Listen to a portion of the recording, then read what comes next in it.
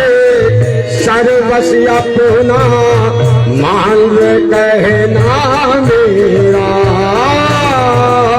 आज लुटा दे सर्वस अपना मान कहना मेरा। आज लुटा दे सर्वस अपना मान कहना मेरा।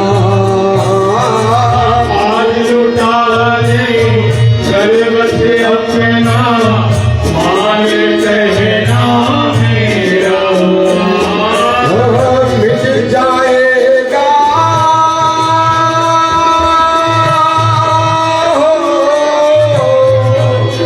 मिट जाएगा पल में तेरा जन्म जन्म का फेरा रे।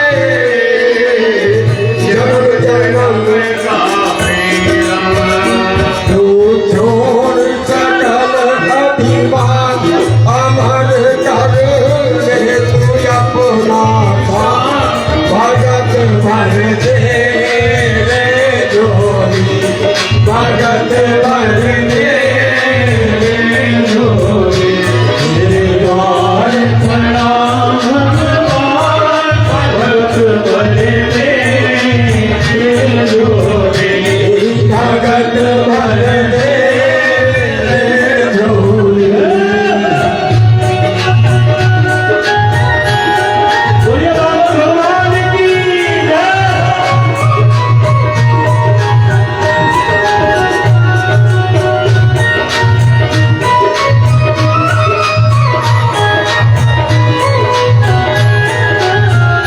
तेरे द्वार खड़ा भगवान भगत भर दे रे जोरी।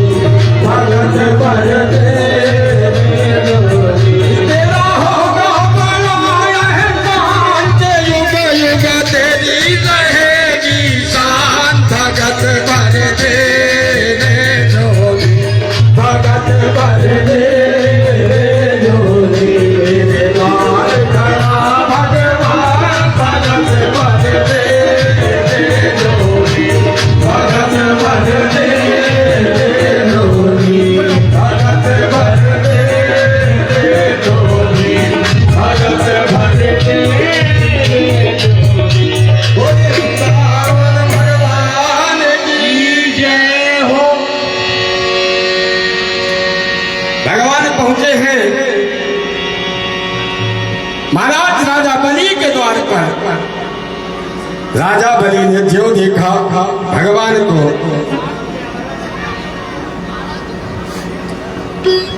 ओहो देखिए, आप लोगों से एक प्रार्थना मैं करूंगा कि आप सब लोग एकदम से यहाँ पर मंच पर मत आइए। और मैं बावन भगवान से एक प्रार्थना करूंगा कि वे स्वयं आप लोगों के मध्य में आएंगे। बामन भगवान आप सबके मध्य में विराजेंगे, आएंगे और आप सबको आशीर्वाद प्रदान करेंगे। इसलिए आप सब लोग एकदम से मंच पर अगर आ जाएंगे तो थोड़ा सा हाँ कुछ परेशानी ना हो किसी प्रकार की। इसलिए आप सब लोग एक एक दो दो करके आइए। परवानी अभी कथा का थोड़ा सा समय दूंगा मैं। हाँ थोड़े थोड़े लोग एकदम से मत आइए।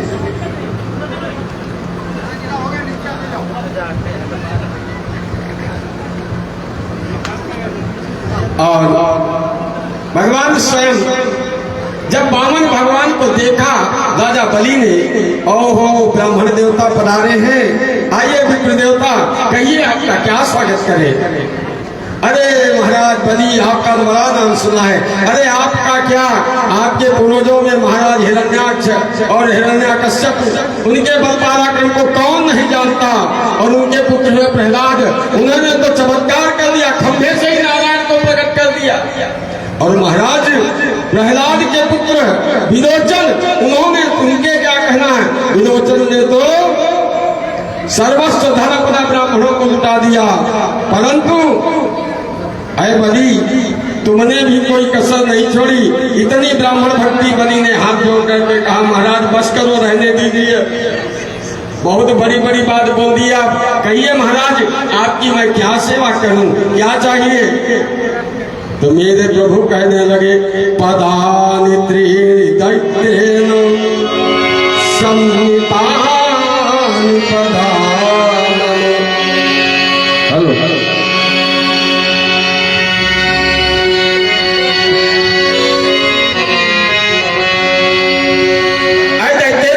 केवल 3 पग भूमि मुझे चाहिए। क्या?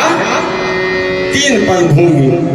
जो ये बात कही, कहा कि महाराज बातें तो बड़ी बड़ी करते हो लेकिन मांगने में बड़ी कंजूसी कर दी। अरे मांगते मांगते मांगा भी तो 3 पग भूमि। जाओ तुम्हें ये महल दिया हमने। ना बाबा ना, मुझे कोई महल नहीं चाहिए। मैं संतोषी ब्राह्मण हूँ, जितना आवश्यकता है उतना ही चाहिए मुझे तो केवल 3 पग भूमि चाहिए। अब तो शुक्राचार्य जी के महाराज की आंखों में खटकने लगे हैं वामन भगवान। शुक्राचार्य तुरंत कहने लगे राजा बलि ठहरो। कहा महाराज रुक जाओ।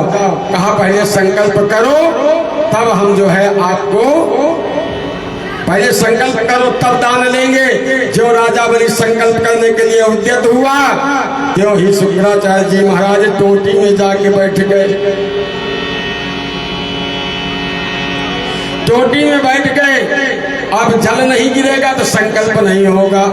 मेरे प्रभु ने क्या किया, एक कुसा उठाया, टोटी में डाल दिया। शुक्राचार्य जी की एक हेडलाइट गोल हो गई। भड़भड़ा के शुक्राचार्य जी बाहर निकले और पैर पटकते हुए नाराज होकर के चले गए वहां से। जल गिरा, संकल्प बोला, ब्राह्मणों ने संकल्प हुआ और भगवान जो ही संकल्प बोला गया तो भगवान ने अपना विराट स्वरूप धारण किया है। जी हाँ, राजा बलि ने देखा कि अब तो संकल्प हो चुका है, कुछ हो नहीं सकता। मेरे प्रभु ने एक पैर से धरती से आकाश तक, एक से धरती से पाताल तक सब खत्म, 2 पैर कदमों में। अब तो राक्षस तो दौड़े, वो कहा पकड़ लो इसे, बांध लो। राजा बलि कहने लगा खबरदार कोई इनके पास नहीं आएगा, शांत हो जाओ। एक तो गुरुजी नाराज होकर के चले गए हैं और दूसरे तुम लोग ये क्या करने जा रहे हो, अधर्म भी हो जाएगा इसमें, मेरा तो धर्म ही चला जाएगा। भगवान कहने लगे सुनो राजा बलि,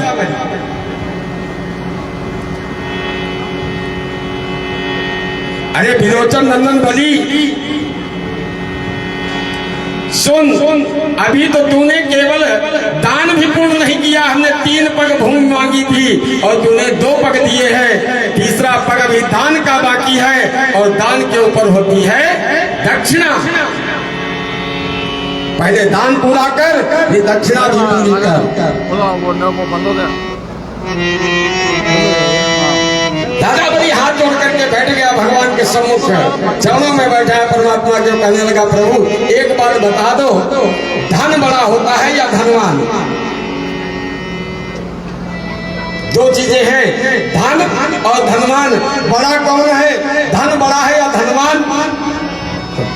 मेरे प्रभु कहने लगे महाराज धनवान बड़ा होता है, धन से धनवान बड़ा है। तो कहा महाराज अभी तो आपने धन लिया है, धनवान तो अभी बाकी पड़ा है महाराज, अब इस धनवान को नाप लो। मेरे प्रभु ने राजा बलि के मस्तक पर कदम रखा है और राजा बलि जो स्वर्ग का राज्य चाहता था भगवान ने उसे पाताल का राज्य दिया है। इस प्रकार से भगवत कृपा हुई। राजा बलि कहने लगा प्रभु भगवान को एक नाम मिला है उपेंद्र। राजा बलि कहने लगा प्रभु एक काम करो, आप 52 अंगुल के बन के आए थे, मेरा जो महल हो पाताल में उसमें 52 दरवाजे हो, जिस किसी भी दरवाजे से जब भी मैं निकलूं आपके दर्शन हो मुझे। अरे मेरी घर के सामने साईनाथ तेरा मंदिर बन जाए,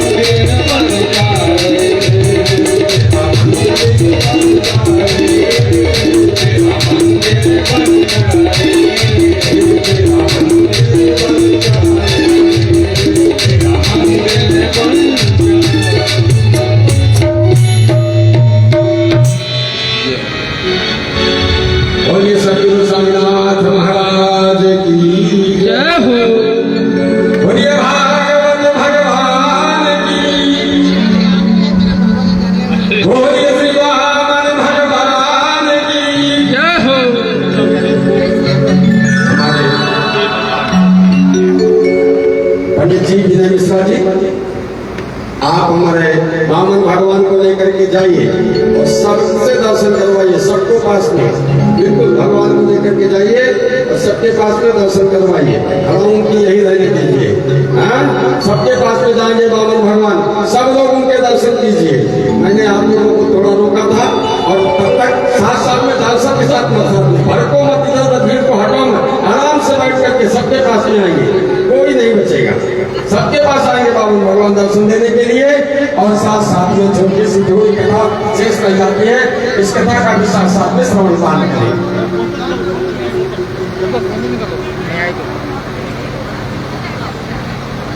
हमने बताया कि महाराज बलि का जो महल बना पाताल लोक में, उसमें 52 दरवाजे हैं और हर द्वार पर भगवान रहते हैं। वामन भगवान का पहरा लग गया। अब तो काफी समय बीत गया और प्रभु अपने धाम को भी ले गए हैं। इधर एक दिन नारद बाबा आए, नारद जी से मुलाकात हुई। नारद जी ने कहा, वाह प्रभु वाह, अच्छी नौकरी मिल गई आपको, हैं? भगवान भगत के वश में है, भगवान भक्त के वश में है प्रभु हमारे। आज वामन के यहाँ वामन भगवान राजा बलि के यहाँ पर जो है, वहां पर राजा बलि के यहाँ वामन भगवान स्वयं पहरा दे रहे हैं। नारद बाबा ने देखा और जाकर के लक्ष्मी मैया को बताया है और कहा कि देखो, ये हमारे तुम्हारे जो स्वामी जी हैं ना, वहाँ वामन भगवान बन गए हैं और बढ़िया सुंदर नौकरी मिल गई, राजा बलि के यहाँ नौकरी कर रहे हैं। अब वो घर को नहीं आएंगे, बढ़िया सुंदर वर्दी मिल गई है, वर्दी पहन के सूटेड होकर के वही नौकरी पे है परमानेंट। लक्ष्मी मैया समझ गई। धीरे धीरे एक दिन लक्ष्मी मैया ने पूरी तैयारी की और तैयारी करके पहुंच गई है। राजा बलि के द्वार पर पहुंची और पुकार लगाई, अरे ओ भैया भैया राजा बलि। इधर प्रभु ने देखा, कहा अच्छा, मतलब मुझसे बात भी नहीं करोगे? कहा तुमसे क्या बात करना, मैं अपने मायके आई हूँ अपने भैया से मिलने के लिए। अच्छा, भैया से मिलने के लिए आई हो, चलो ठीक है मिलो। भैया से आवाज लगाई। राजा बलि ने सोचा ये मेरी बहन कहाँ से आ गई। राजा बलि से लक्ष्मी मैया अंदर गई और कहा कि देखो, तुम्हारा राज्य है यहाँ पे और मैं भी समुद्र से उत्पन्न हुई हूँ, इस नाते से हम दोनों बहन भाई। राजा बलि ने कहा अच्छा, बहुत सुंदर बात है। और कहा भैया आज रक्षाबंधन है, इसलिए मैं राखी बांधने आई हूँ। राजा बलि को रक्षा सूत्र बांधा है लक्ष्मी मैया ने, और जब रक्षा सूत्र बांधा तो राजा बलि कहने लगा, लक्ष्मी मैया से कहा अच्छा बहन देखो, जब बहन राखी बांधती है ना भाई के, तो भाई कुछ ना कुछ देता है ना। कहा हाँ। कहा तो बहन बताओ तुम्हें क्या चाहिए भेंट के रूप में, क्या चाहिए तुम्हें, जो बताओ वो मिल जाएगा। कहा भैया एक काम करो, वैसे तो मुझे कुछ नहीं चाहिए। कहा नहीं बहन ऐसा नहीं, जो इच्छा हो मांग लो। कहा अच्छा ठीक है भैया, यदि देना चाहे तो तुम्हारा जो द्वारपाल है ना, वही मुझे भेंट स्वरूप दे दो। राजा बलि हंसने लगा, पैरों में गिर गया लक्ष्मी मैया के और कहने लगा धन्य है बहन, कम से कम इतना बड़ा सौभाग्य तो मुझे प्राप्त हुआ कि मैं साक्षात लक्ष्मी का भाई हूँ और साक्षात नारायण मेरे बहनोई हैं। और वहीं पर भगवान को एक नाम दिया गया है, भगवान को उपेंद्र कहकर के पुकारा है। बोलिए उपेंद्र भगवान की जय हो।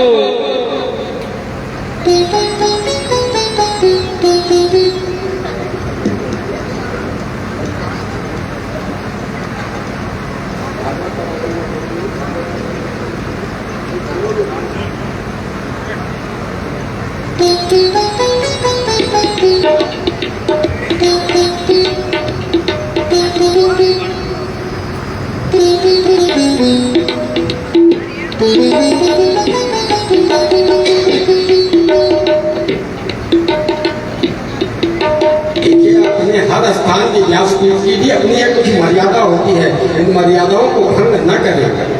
सभी से प्रार्थना है, मर्यादाओं को भंग मत कीजिए, मर्यादा को रखिए, बनाए रखिए मर्यादा।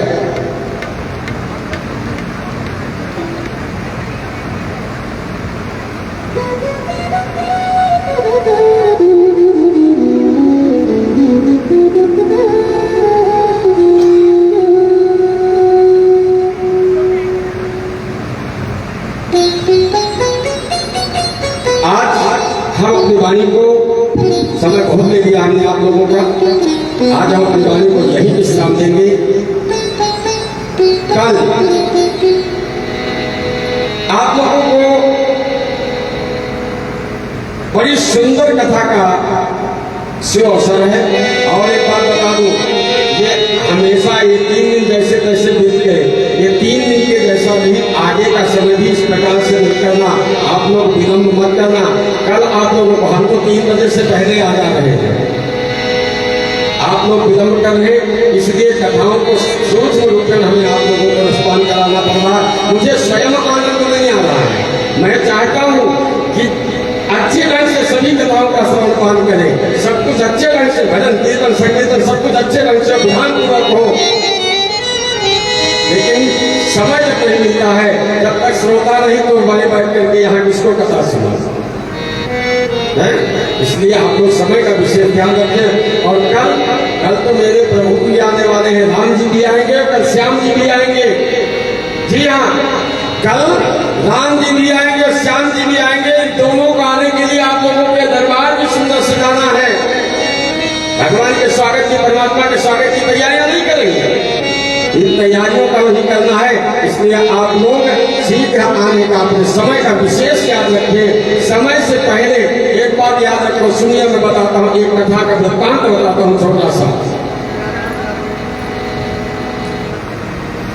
तुलसीदास जी महाराज कहने लगे कि मुझे राम जी के दर्शन करना है। तुलसीदास जी कलयुग में पैदा हुए, याद रखना, 550 साल पहले रामचरितमानस लिखी गई है, इसी कलयुग में। महाराज तुलसीदास जी कहने लगे मुझे राम जी के दर्शन करना है, लेकिन राम जी के दर्शन कैसे हो, मिल नहीं पा रहे हैं राम जी के दर्शन।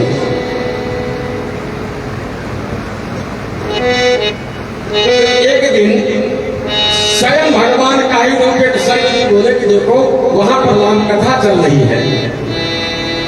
पंडाल में सुंदर पंडाल लगा हुआ है, वहां नारायणी गौ सेवा सदन में, और उस नारायणी गौ सेवा सदन में राम कथा चल रही है, राम जी की चर्चा होती है प्रतिदिन, और वहां पर जाओ चर्चा में। अच्छा, और कहा पहले पहुंच जाना, जल्दी जाना। ठीक है, और कहा जब जल्दी आप जाएंगे वहां पर देखना कि पूरे साफ सफाई करता हुआ एक आसन बिछाता हुआ एक व्यक्ति दिखाई पड़ेगा, और कथा सुनने के लिए वो सबसे पीछे बैठता है, आता सबसे पहले है, पूरी कथा सुनता है। सभी भक्त जब कथा सुन के चले जाते हैं श्रोता लोग, तो सबसे लास्ट में सब कुछ यहाँ साफ सफाई करके पुनः आसनों को उठा के रख करके, और सबसे बाद में जाता है जो व्यक्ति सबसे बाद में जाता है, और वही व्यक्ति है मेन, वो राम जी के दर्शन तुम्हें करा देगा। अच्छा, तुलसीदास जी महाराज कथा में पहुंचे, कथा सुनने के लिए, राम कथा चल रही थी, और सबसे पीछे बैठा एक कुष्ठ रोगी, शरीर में जिसके कोढ़ था, वो कुष्ठ रोगी सबसे पीछे बैठा था। और वहां पे पहुंचे, और जब सब लोग चले गए तब आखिरी में वो वहां से उठा, सब लोग, कोई भी जब नहीं बचा।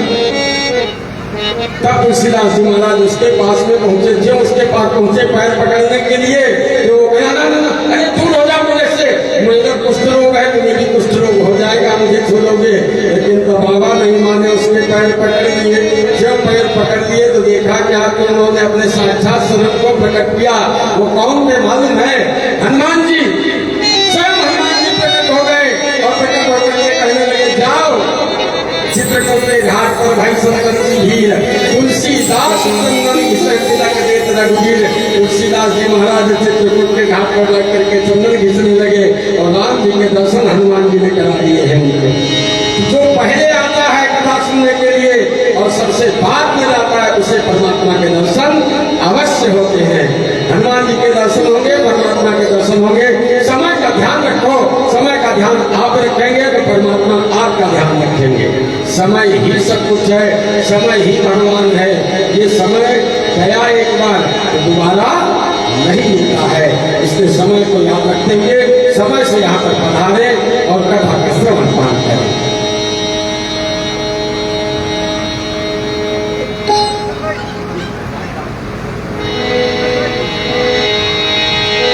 साई राम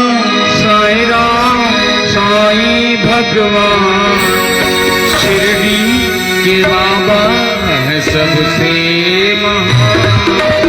साई राम साई भगवान शिरडी के बाबा है सबसे महान।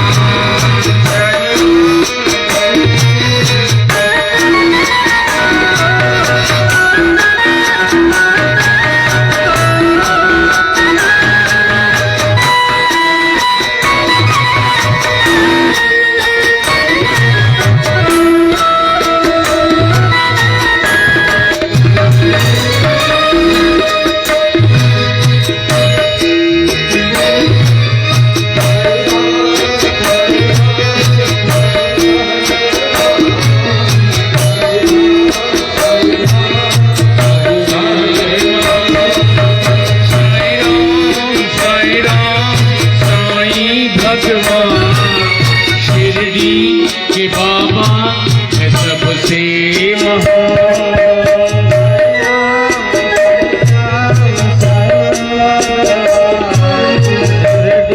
के बाबा है सबसे साईं चरण की धूल को माथे जो लगाओगे, साईं चरण की धूल को माथे चरण लगाओगे।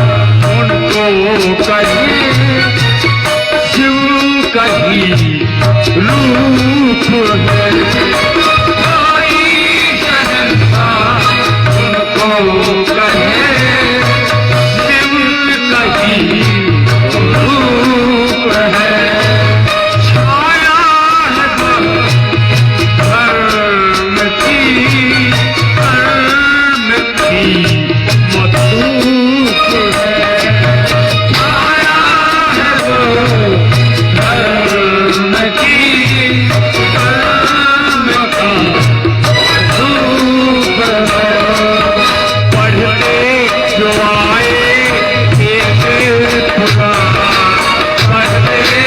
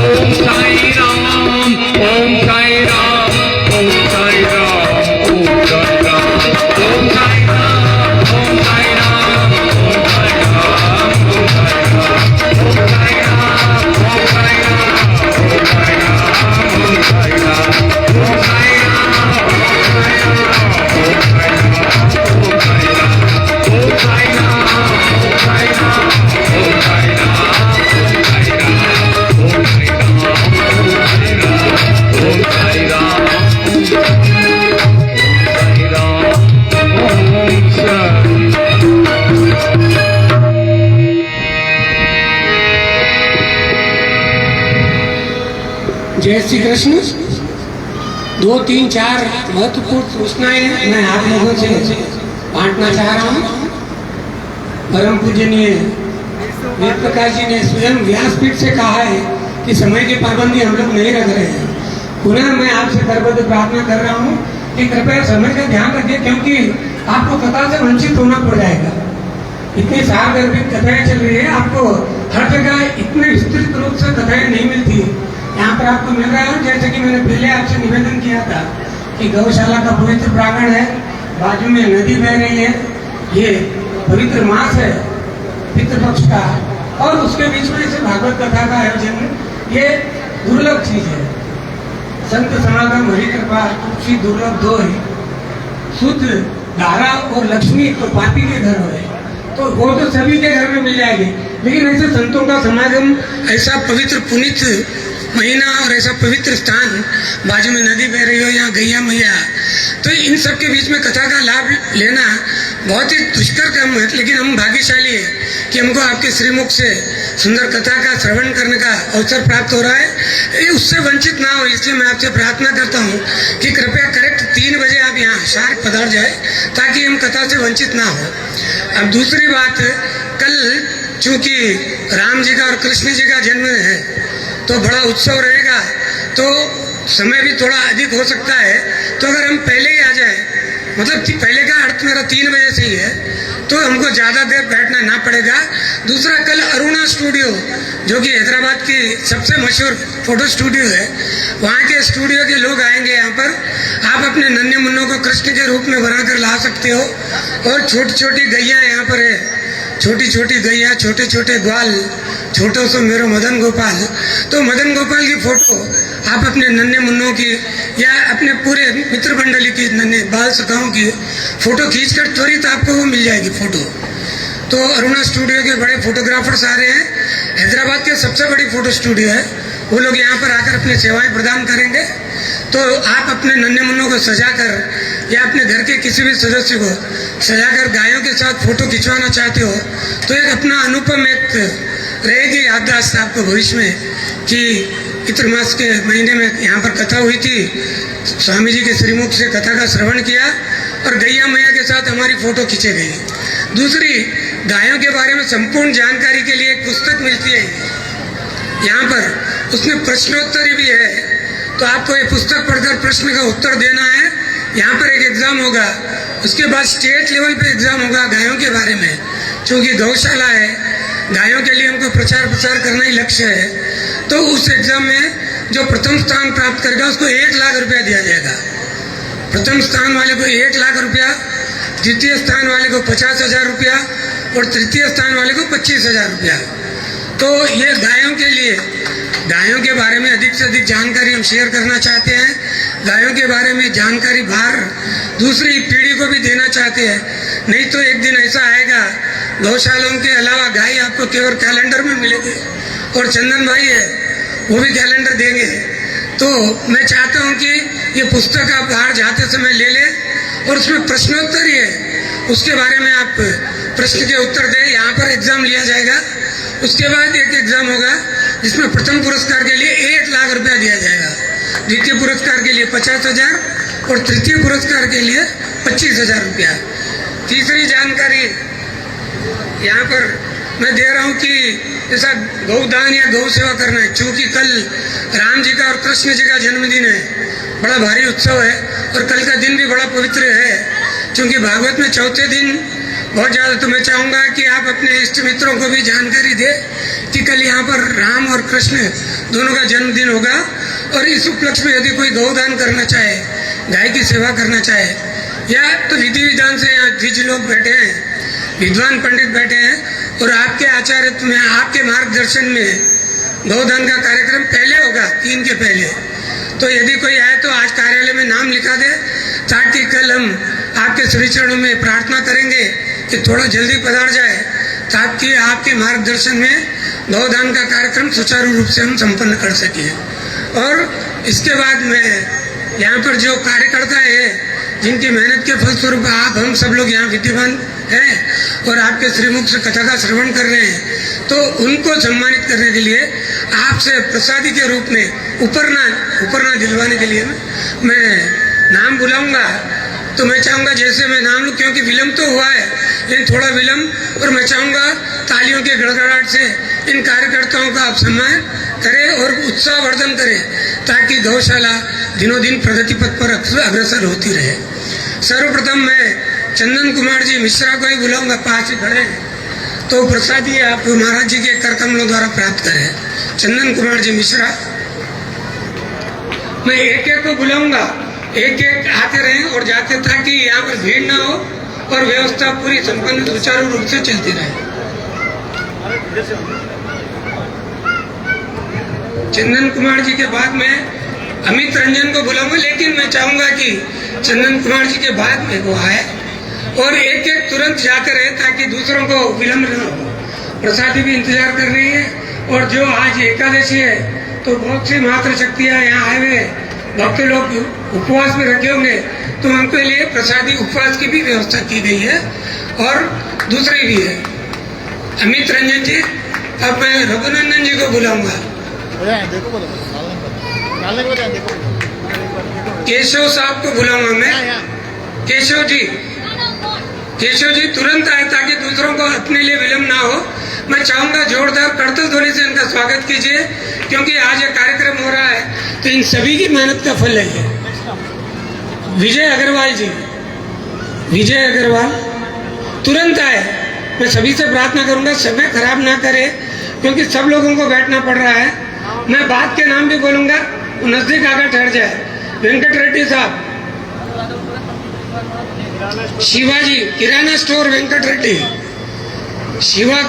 शिवाजी, शिव कुमार, अमन जी, राहुल जी, जितेंद्र आंटी जी, नानक चंद जी, कैलाश चंद जी, भरत भाई, मनोहर जी, मिलन वर्मा जी, रितेश इतलाल जी, सुचित्रा गुप्ता जी, बक्का रेड्डी जी। एक एक लोग आए, यहाँ भीड़ जमा न करें कृपया। एक एक लोग लाए, प्रसादी लेकर आप तुरंत रवाना हो जाए। एक लोग, और मैं जिन नाम पढ़ाऊंगा लोग तुरंत आ जाए, ताकि दूसरों का समय बर्बाद न हो। मैं जानता हूँ बहुत से लोग उपवास में हैं, तो उनको वो अधिक देर बैठाना भी उचित नहीं है। सभी लोगों का जिसका मैंने नाम लिया है कृपया वो मंच पर आए, और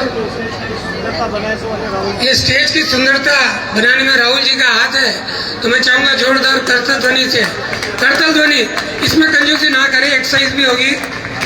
और योगा में कहा गया है कि हथेलियों के मर्जन से आपका और इम्यून सिस्टम भी बढ़ता है, तो ताली के लिए कंजूसी ना करें।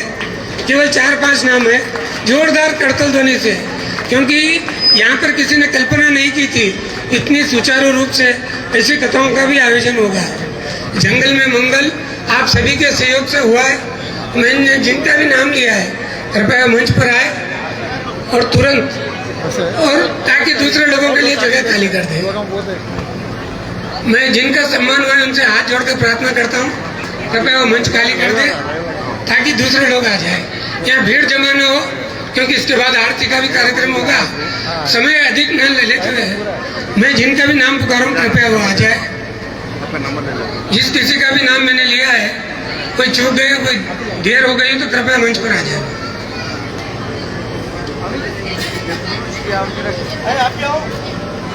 जिस किसी का नाम लिया कृपया आ जाए वो मंच पर।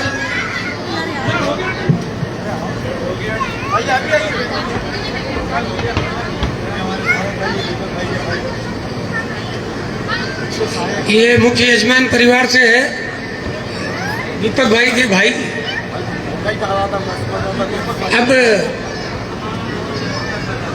मैं कल के लिए बोलूंगा, कल उत्साह रहेगा। आप अपनी ओर से भी कृष्ण भगवान के कृष्ण जन्म में जैसे बधाई वगैरह होती है, तो आपकी इच्छा हो तो कार्यालय में संपर्क कर सकते हो। अब मैं ज़्यादा समय न लेते हुए अब ये औपचारिकता खत्म कर रहा हूँ, और साथ ही आप वृंद से प्रार्थना करता हूँ कि आरती की तैयारी करें।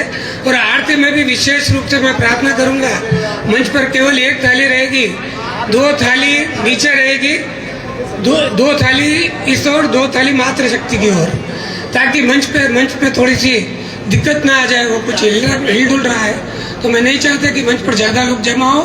एक थाली मंच पर रहेगी, केवल यजमान, मुख्य यजमान परिवार और यहाँ के 1-2 कार्यकर्ता, बकाया मंच पर कोई नहीं आएगा। नीचे 2 थाली इस ओर, 2 थाली इस ओर रहेगी। मैं चाहूँगा व्यवस्था को आप सुचारू रूप से संपन्न करने में सहयोग प्रदान करेंगे। आरती के बाद में लेफ्ट साइड में प्रसादी है, जो उपवास वाले हैं उनके लिए उपवास की व्यवस्था, उपवास की सामग्री है, जैसे साबूदाना फलियार की व्यवस्था है यहाँ पर। और राइट साइड में जो नित्य प्रसादी है भागवत जी की, वो उपलब्ध रहेगी। तो आरती के समय व्यवस्थित रहे, भीड़ भड़का न करे, सभी लोग लाइन से आएंगे। 2 थाली इस ओर रहेगी, 2 थाली यहाँ पर, 1 थाली केवल मंच पर रहेगी। अब मैं आपसे प्रार्थना करूँगा कि आरती संपन्न कराए।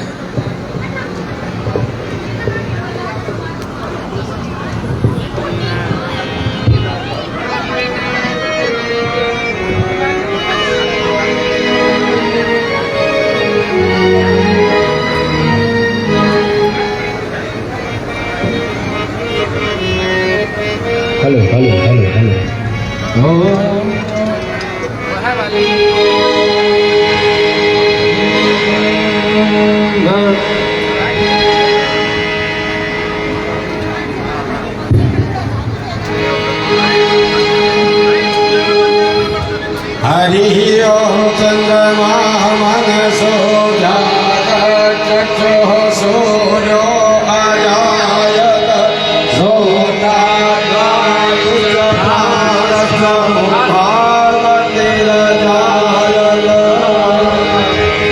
हर मन में बसा कर तेरी मूर्ति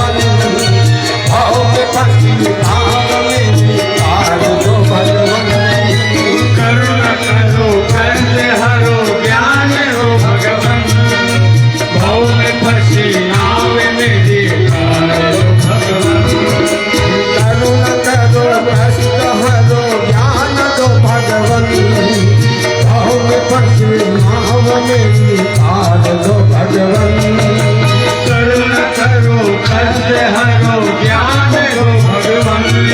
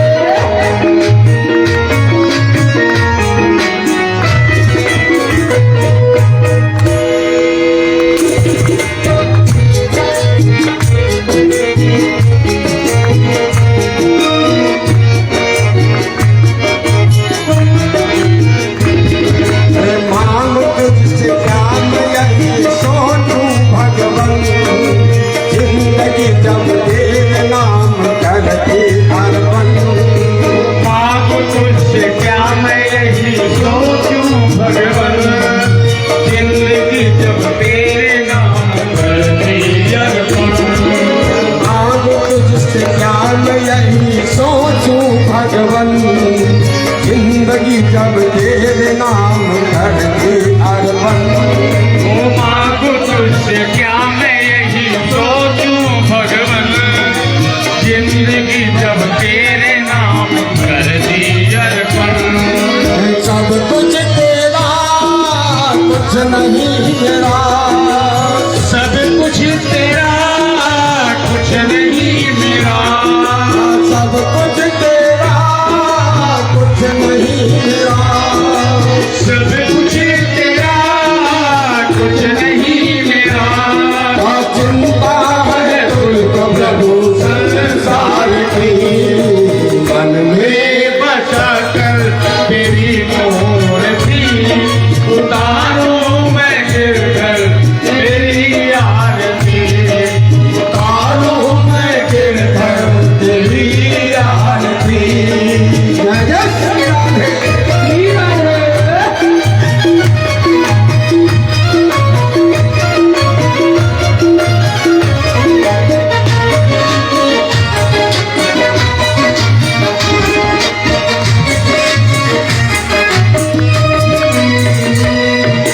वेद तेरी महिमा गाए संत करे ध्यान, नारद गुण गान करे छेड़ दीड़ा गान। वेद तेरी महिमा गाए संत करे ध्यान, नारद गुणगान करे छेड़ दिला गान। वेद तेरी महिमा गाए संत करे ध्यान, नारद गुण गान करे छेड़ दीड़ा गान। वेद तेरी महिमा गाए संत करे ध्यान, नारद गुणगान करे छेड़ दिला गान। भक्त तेरे द्वार करते हैं पुकार, भक्त तेरे द्वार करते हैं पुकार, भक्त तेरे द्वार करते हैं पुकार। भक्त तेरे द्वार करते हैं पुकार। दास भक्त तेरी गाए आरती, मन में बसा कर तेरी मूर्ति उतारूं मैं गिरधर तेरी आरती, मैं बसा कर तेरी मूर्ति उतारूं मैं गिरधर तेरी आरती, उतारूं मैं गिरधर तेरी आरती, उतारूं मैं गिरधर तेरी आरती। उतारूं मैं गिरधर तेरी आरती। कर्पूर गौरम करुणावतारम संसार सारम मुझे विहार, सदा वसंतम विद्यालय भवम भवानी सहितम। त्वमेव माता पिता त्वमेव, त्वमेव बंधु जथा त्वमेव, त्वमेव विद्या द्रविणं त्वमेव, त्वमेव सर्वं मम देव।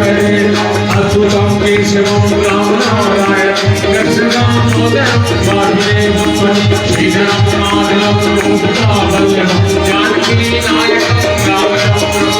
हरे राम राम राम हरे हरे कृष्ण कृष्ण कृष्ण हरे हरे राम राम राम हरे हरे कृष्ण कृष्ण कृष्ण हरे हरे कृष्ण कृष्ण कृष्ण हरे हरे कृष्ण कृष्ण कृष्ण हरे हरे। देवदार्यावन्तनं ज्वालमालाय नमो नमः।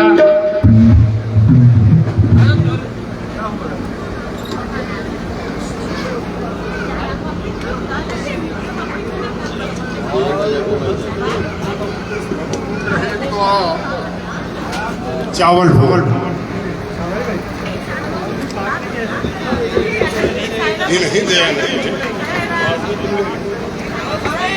सभी भक्तजनों से विनती है, आज एकादशी के उपलक्ष्य में फल की प्रसादी भी दी जा रही है। एक एक आदमी लाइन से आके फल की प्रसादी भी ले जाए मंच के पास।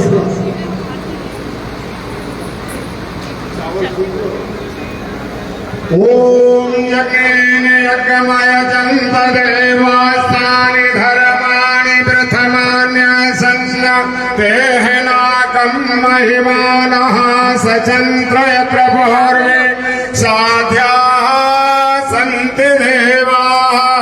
ॐ राजाधिराजाय प्रसहिसाहिने नमो वयं वै श्रवणाय कुर्महे शमे कामान् कामकामाय मह्यं कामेश्वरो वै श्रवणो ददातु कुबेराय वै श्रवणाय महाराजाय नमः।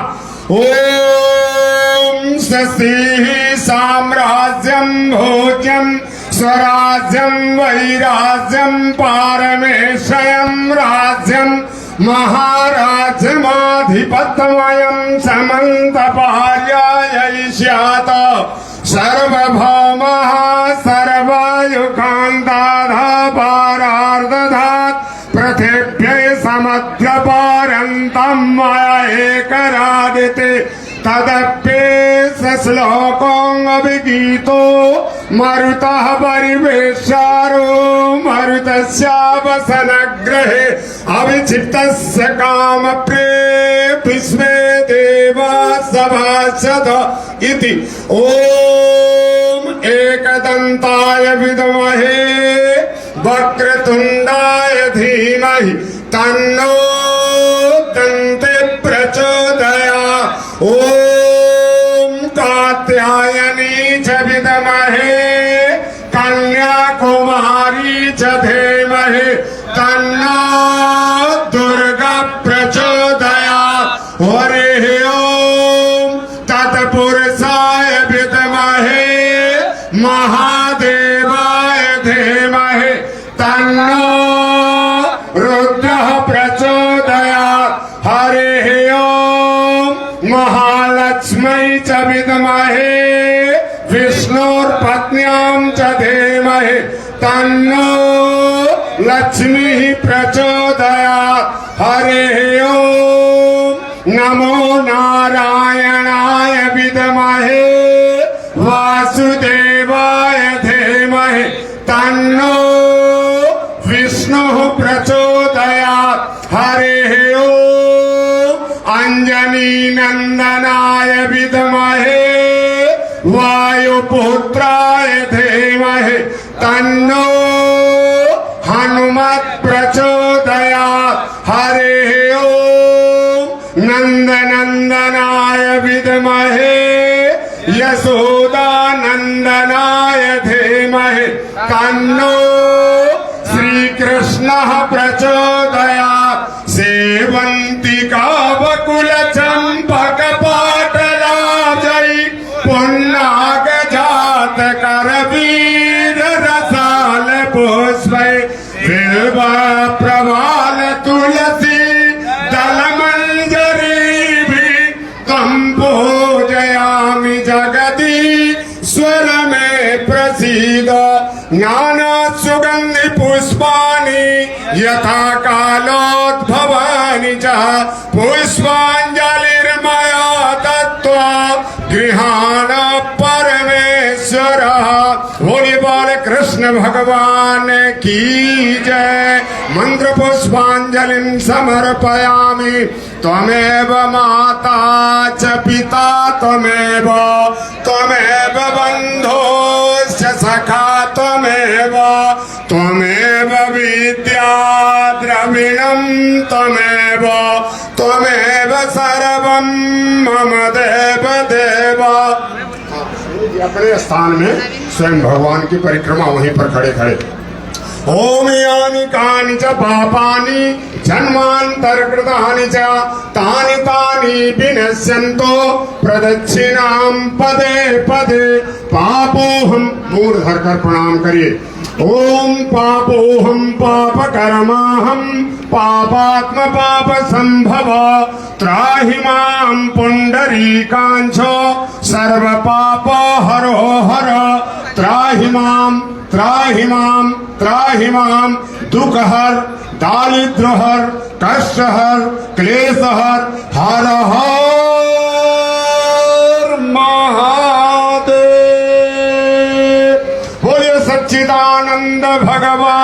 की। बोले सियावर रामचंद्र की, उमापति महादेव की। अरे हे आमा श्री सत्य साईनाथ भगवान की। अपने अपने माता पिता गुरु चरणार बिंदों की। बोलिए गौ माता की। धर्म की अधर्म का प्राणियों में विश्व का गौ माता की जय जय श्री राधे श्याम।